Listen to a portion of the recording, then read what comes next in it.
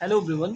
आज के इस वीडियो सेशन में हम बात करेंगे राजस्थान एपीओ का जो कंप्लीट सिलेबस है और साथ ही साथ जो उसकी स्ट्रेटजी के बारे में हम डिस्कस करेंगे कि कैसे जो है इस एग्ज़ाम को जो है ये जो प्रिलिमिनरी एग्ज़ाम उसको कैसे जो है क्रैक करें। ठीक है, सबसे पहले अगर हम बात करें तो ये 3 लेवल में एग्ज़ाम होता है, पहला प्री, दूसरा मेंस और तीसरा इंटरव्यू। ठीक है, अगर हम लेवल 1 यानी कि प्री की बात करते हैं तो इसका सिलेबस अगर देखें यहाँ पे तो बेसिकली ये 100 क्वेश्चन आएगा 100 मार्क्स का, ईच क्वेश्चन हैविंग 1 मार्क्स। ठीक है, जिसमें 70% वेटेज जो है लॉ का रहेगा, 30% जो है लैंग्वेज का रहेगा। 70% यानी कि 70 क्वेश्चन लॉ के रहेंगे और 30 जो है लैंग्वेज। लैंग्वेज में दो होगा, हिंदी और इंग्लिश। 15 मार्क्स हिंदी और 15 मार्क्स इंग्लिश के कुछ बेसिक क्वेश्चन आपसे पूछे जाएंगे। 1/3 जो है निगेटिव मार्किंग रहने वाला है उसमें। और टाइम ड्यूरेशन 2 घंटे प्लस 10 मिनट से 10 मिनट अलग से मिलेगा आपको OMR फिलिंग के लिए। ठीक है, तो इस तरह से ये आपका टाइमिंग और प्लस जो है किस तरह से क्या। अब मेन सिलेबस की बात करता हूँ। टोटल इसमें जो है 15 एक्ट्स जो है एपीयू के प्री में जो है पूछे जा रहे हैं।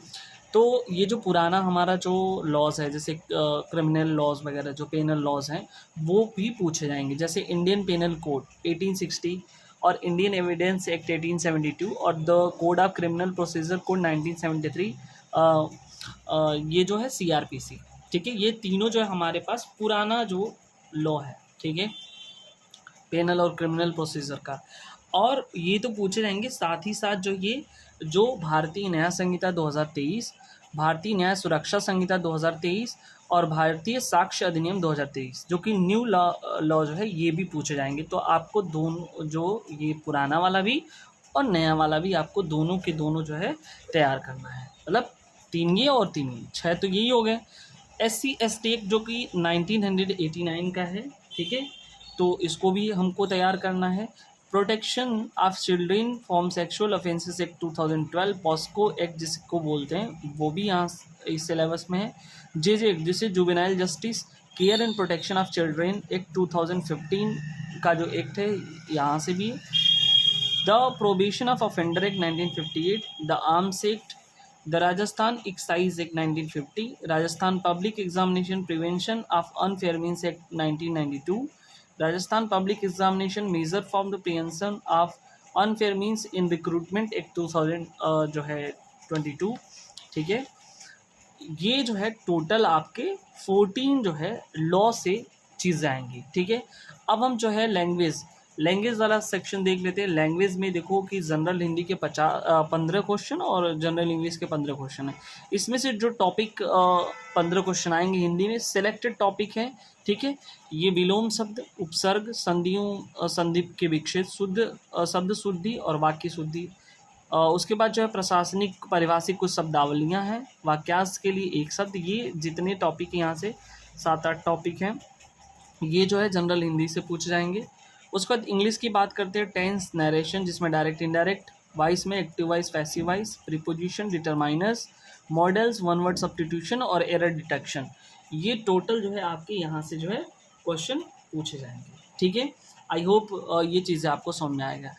ठीक है, उसके बाद अगर हम बात करें लेवल 2 के एग्ज़ाम की, तो लेवल 2 के एग्ज़ाम जिसे मेंस कहेंगे, ये 3 घंटे का हमारा टाइम ड्यूरेशन होने वाला है, जिसमें 400 मार्क्स के क्वेश्चन पूछ जाएंगे।